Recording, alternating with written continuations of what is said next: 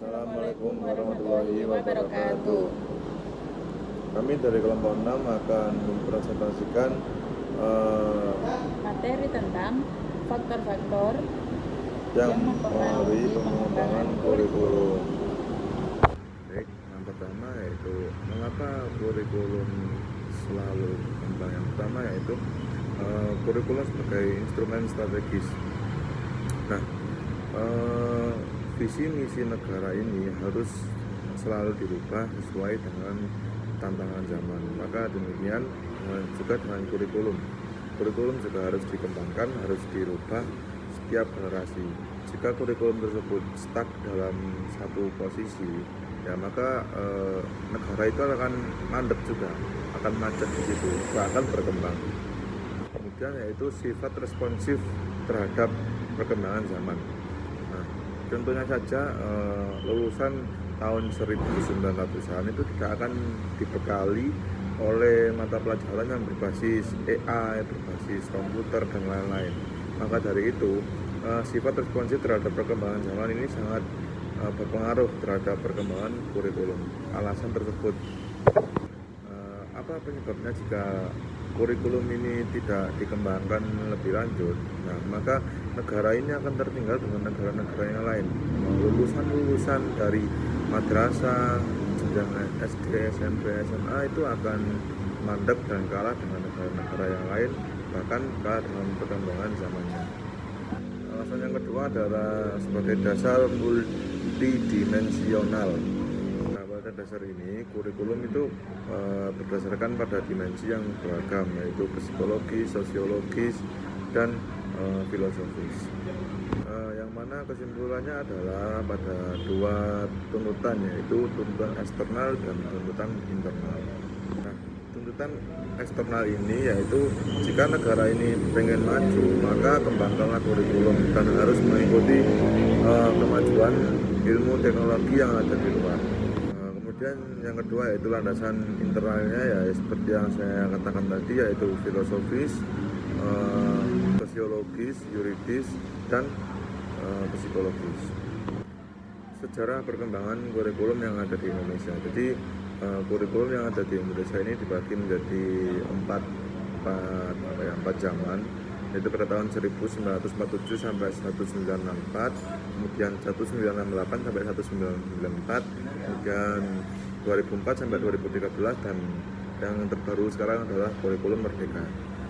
Nah, pada zaman era yang pertama yaitu 1947 sampai 1964, kurikulum ini mengedepankan tentang nasionalisme, yaitu tentang terbebasnya rakyat Indonesia dari penjajahan kolonial Belanda.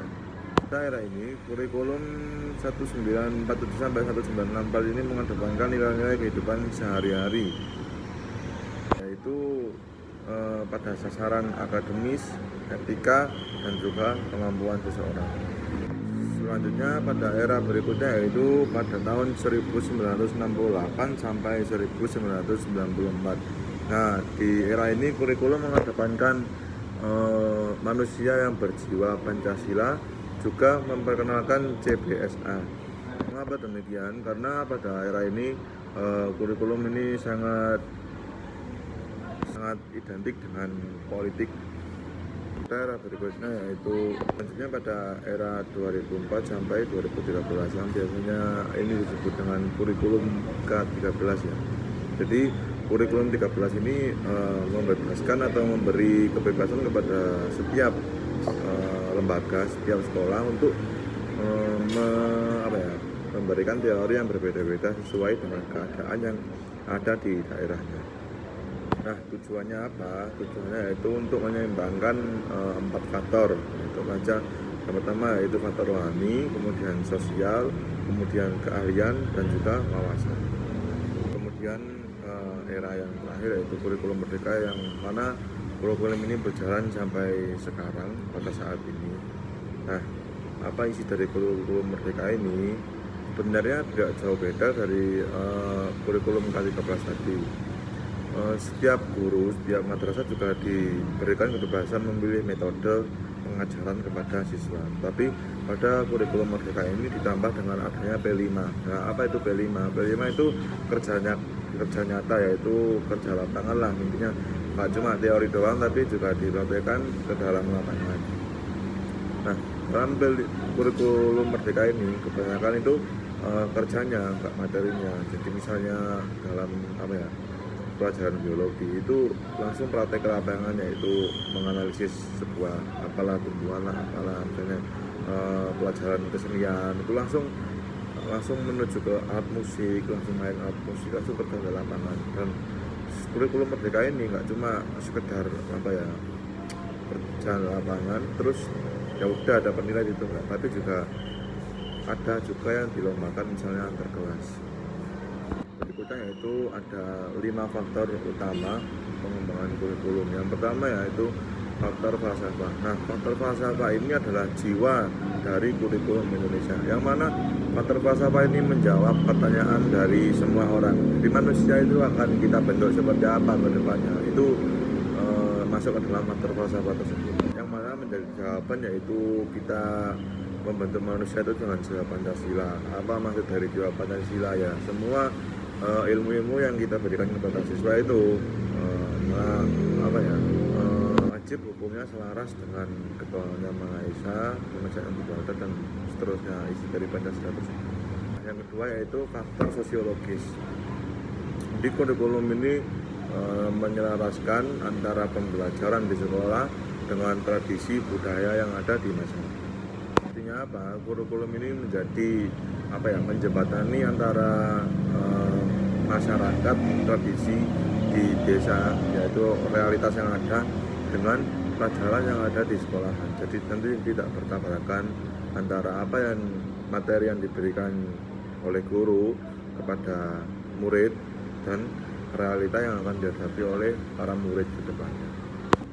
Begitupun faktor sosiologis ini ada dampaknya jika ditinggalkan ataupun diabaikannya, itu lulusan dari lembaga tersebut akan menjadi pengangguran atau terabaikan di masyarakat karena tidak mempunyai skill. Karena kan pembelajaran yang diberikan oleh guru itu berbeda dengan realita yang dialami mereka di lapangan.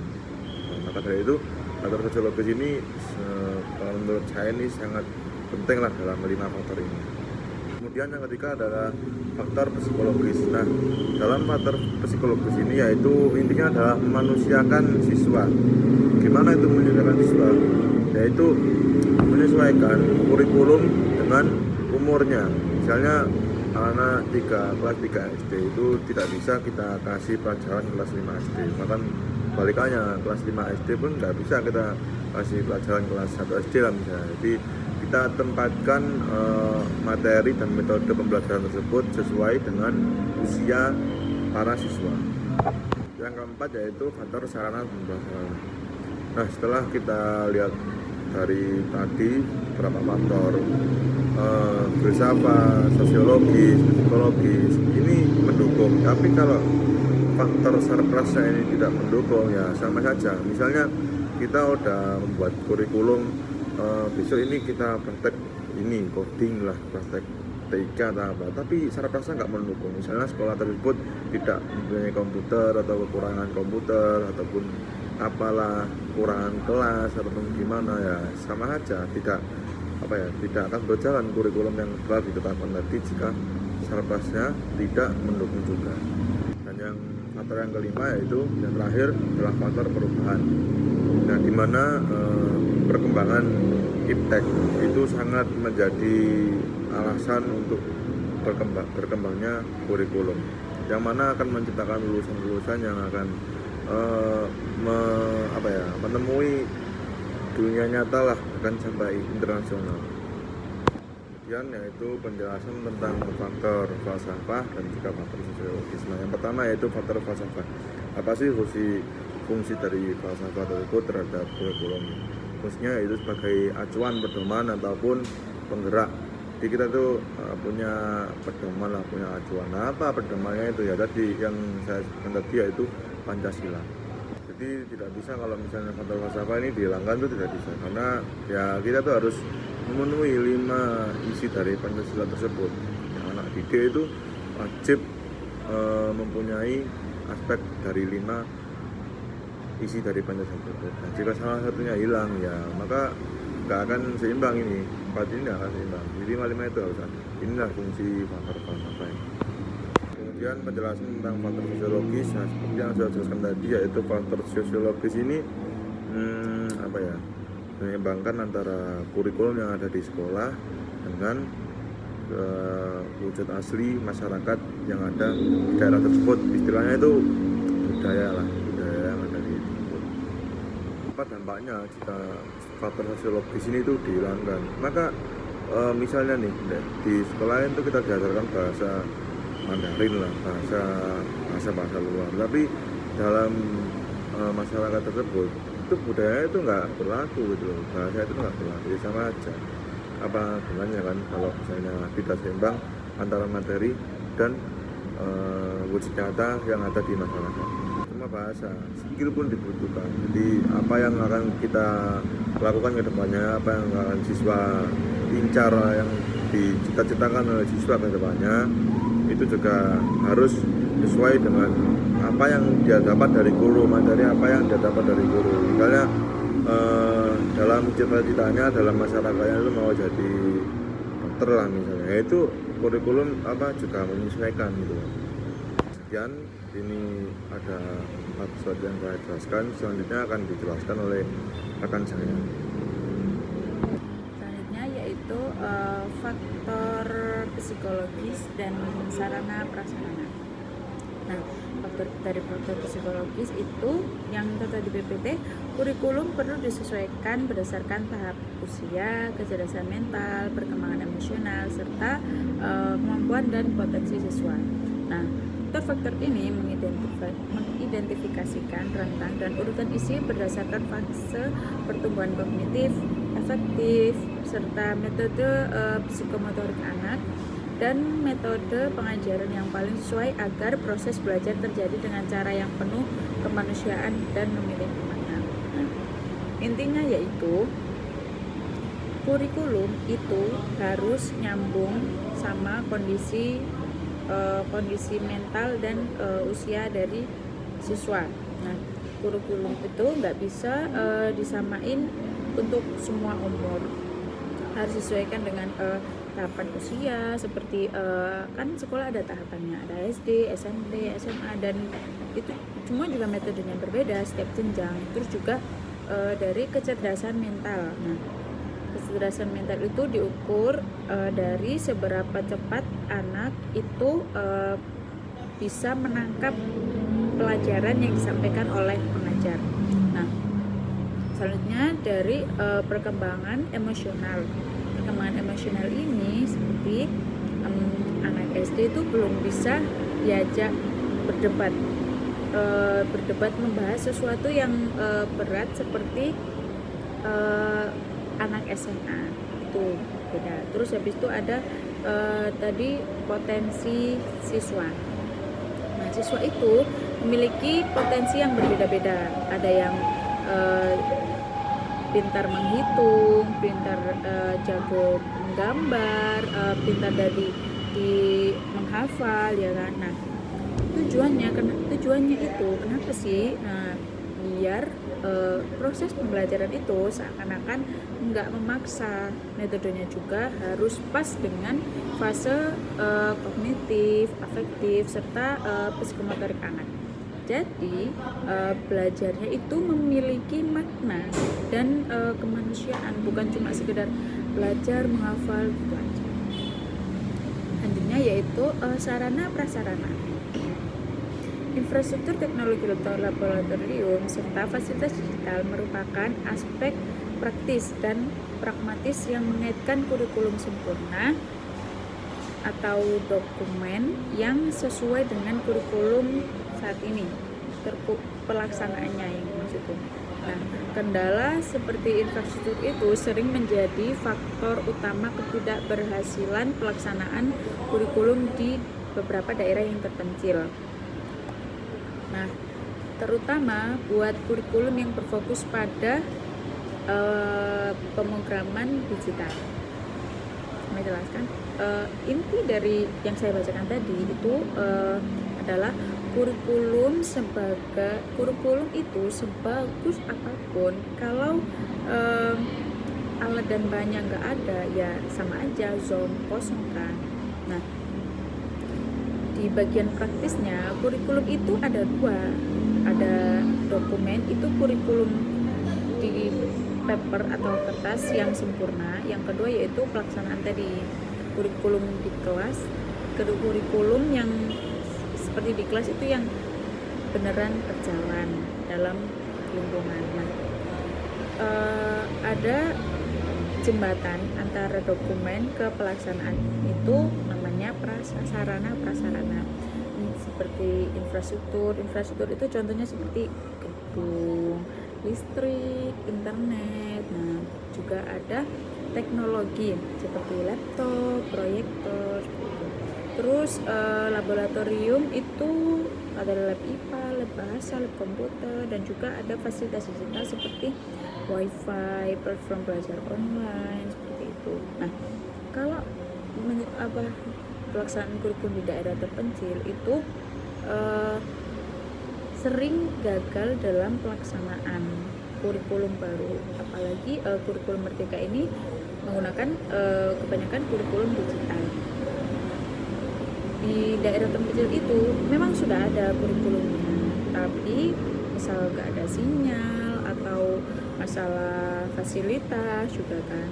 Nah, kesimpulannya itu seperti kayak dalam psikologis itu menta atau siswanya itu siap atau enggak gitu kan. Terus juga dari sarana prasarannya itu alatnya ada apa enggak. Nah, dua-duanya itu harus seimbang agar kurikulum yang diterapkan itu bisa berjalan.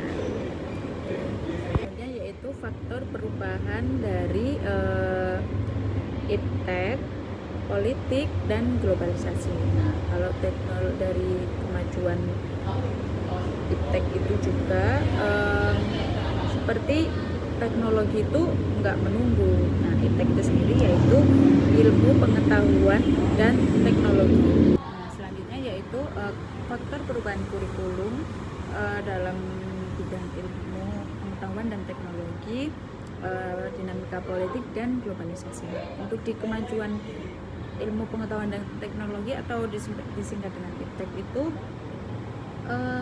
seperti teknologi itu nggak menunggu, tapi dia itu terus berkembang, ya kan, nggak menunggu perubahan kita, dia seperti itulah. Terus dunia itu berubah cepat banget gara-gara ada AI, internet, dan lain-lain. Nah, kalau kurikulum itu stuck di masa lalu, stuck aja, nggak ada perubahan, itu pasti akan lulusannya itu menciptakan generasi lulusan yang gaptek atau gagap teknologi. Nah, makanya kurikulum itu harus dievaluasi dan diredesain. Desain itu mengolah ulang terus-menerus, mengupgrade terus-menerus. Nah, tujuannya itu agar siswa itu bisa siap tentang kecerdasan buatan atau seperti AI, ngerti cara, contohnya tuh kayak ngerti cara memakai ChatGPT, terus nggak ketipu sama berita-berita yang hoax atau deepfake. Terus juga bisa literasi digital. Nah, seperti yang saya bilang tadi, bisa bedain mana hoax, mana juga fakta. Juga siswa itu bisa melakukan keterampilan pada abad 21 seperti lebih kreatif, berpikir kritis, mampu berkolaborasi, dan juga bisa berkomunikasi dengan baik. Dan nah intinya itu kurikulum di faktor pengembangan kurikulum yang ada di iptek ini itu harus diolah terus menerus dan agar nggak ketinggalan zaman. Selanjutnya yaitu ada faktor dinamika politik. Nah, biasanya kalau di Indonesia kalau pergantian menteri atau staf apa itu yang membuat tentang pendidikan itu pasti juga berganti kebijakan lagi. Ini fakta. Nah, fakta fakta yang agak pahit di dunia pendidikan di Indonesia. Setiap pemerintahan atau ganti menteri pendidikan itu arah kebijakan pembelajaran itu hampir pasti berubah. Nah, kenapa? Karena pemerintah itu yang nentuin norma nasional seperti standar lulusan itu seperti apa dan bagaimana. Kedua, penyebaran biaya atau bantuan seperti BOS, KIP dan lain-lain itu cara pembaginya itu bagaimana dan ke siapa saja, dan juga ada sasaran utama. Sasaran utama ini berfokus ke baca tulis, vokasi dan keterampilan. Jadi kemampuan lulus itu jadi alat legitimasi untuk pemerintah baru buat alat legitimasi untuk pemerintahan yang baru untuk bilang seperti ini. Kurikulum yang lama itu sudah jelek, ketinggalan zaman, sedangkan kurikulum saya lebih bagus. Nextnya yaitu faktor dari globalisasi dan evaluasi internasional. Nah, ini tuh seperti dikejar nilai PISA, atau nggak PISA? Nah, itu. Nah, Indonesia itu ikut tes dunia kayak PISA dan TIMS buat mengukur kemampuan membaca, matematika, dan sains buat anak di bawah umur 15 tahun. Nah, hasilnya itu apa? Hasilnya nilai literasi dan numerasi anak di Indonesia itu sering rendah dibandingkan negara lain. Malu kan? Makanya. Nah, karena nilai jelek ini juga karena nilai jelek ini juga pemerintah juga ngerasa kayak terpaksa untuk membuat perubahan. Nah, lahirlah seperti sekarang, yaitu kurikulum merdeka. Tujuannya itu cuma satu, mengejar kualitas pendidikan itu biar lebih tinggi dan tidak ketinggalan sama negara lain. Nah, kesimpulan dari 3 faktor ini yaitu kalau dari IPTEK itu kita tuh harus selalu maju dan selalu update. Kalau dari dinamika politik itu harus bisa menentukan arah bagaimana kurikulum ini bisa baik dan tidak ketinggalan zaman. Terus juga kalau di globalisasi ini juga harus kita itu bisa mengejar ketinggalan dari negara-negara lain. Yaitu ada dampak teknologi. Nah, itu ada dampak positif, dampak negatif, dan ada tantangannya. Nah, kalau dampak positif itu ada akses informasi tanpa batas. Kan di dunia sekarang ini berbagai informasi itu sudah sangat luas dan sangat banyak buat kita, tinggal kita aja gimana cara mengolahnya. Terus ada juga media interaktif, itu seperti dalam pembelajaran melalui video animasi, simulasi, terus itu juga bisa menjadi lebih konkret dan lebih meningkatkan semangat belajar. Kayak video animasi kan biasanya lucu-lucu seperti itu. Terus juga selanjutnya ada efisiensi manajemen, yaitu teknologi efisiensi manajemen itu guru itu udah nggak ribet lagi sama kertas, adanya teknologi yang mendukung seperti e-rapor, terus pemantauan kualitas akademik, terus ujian juga kan sudah menggunakan komputer basic test gitu kan, online. Terus yang terakhir fleksibilitas pendekatan, itu ada pembelajaran yang namanya e-learning dan pembelajaran campuran mengenai kendala geografi, dan ada juga bisa Zoom, pendekatannya juga melalui Zoom. Terus dampak negatifnya dan tantangan yaitu ada penyalahgunaan gadget. Nah, tanpa pengawasan yang tepat, tanpa pembinaan yang benar, itu gadget itu bisa disalahgunakan seperti bermain game. Game itu sangat mempengaruhi sekali bagi anak-anak, bisa membuat orang itu kecanduan dan mungkin bisa merusak fisik dan motorik anak tersebut. Terus ada juga penurunan etika. Nah, internet itu gampang banget membawa kita arus seperti penurunan etika. Kita meniru budaya dari barat, ya kan, seperti itu. Terus juga seperti penurunan etika saat ujian itu bisa menyontek melalui ChatGPT, HP, AI, itu membuat kita nggak jujur lagi. Terus ada juga yaitu membuat perilaku penipuan. Terus individualisme itu kalau udah pegang HP kan udah nggak peduli kan gimana situasi kamu, gimana sayanya, bagaimana, ya kan, seperti itu kan. Memang udah ketergantungan sampai aku punya HP aku sendiri pun nggak masalah, ya seperti itu, menimbulkan sifat-sifat yang seperti itu tuh nggak baik, guys. Terus ada kesetaraan akses yang tidak merata, itu seperti tidak semua wilayah itu dilengkapi dengan infrastruktur yang memadai. Terus ada sinyal internet yang cepat juga. Di beberapa daerah kan juga akses internet terbatas. Nah, kalau penggunaan terlalu berlebihan pasti sinyal-sinyal yang nggak seberapa itu bisa terhambat juga. Terus juga bisa memperbesar jurang kualitas pendidikan. Selanjutnya yaitu problematika guru dan tantangan restrukturisasi. Pertama ada paradigma tradisional. Nah, ini tuh metode pembelajaran itu masih dengan metode yang seperti ceramah. Nah, banyak sekali guru yang masih terjebak dengan metode pembelajaran seperti itu.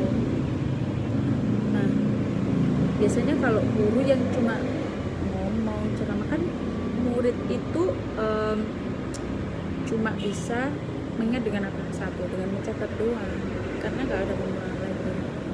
Nah,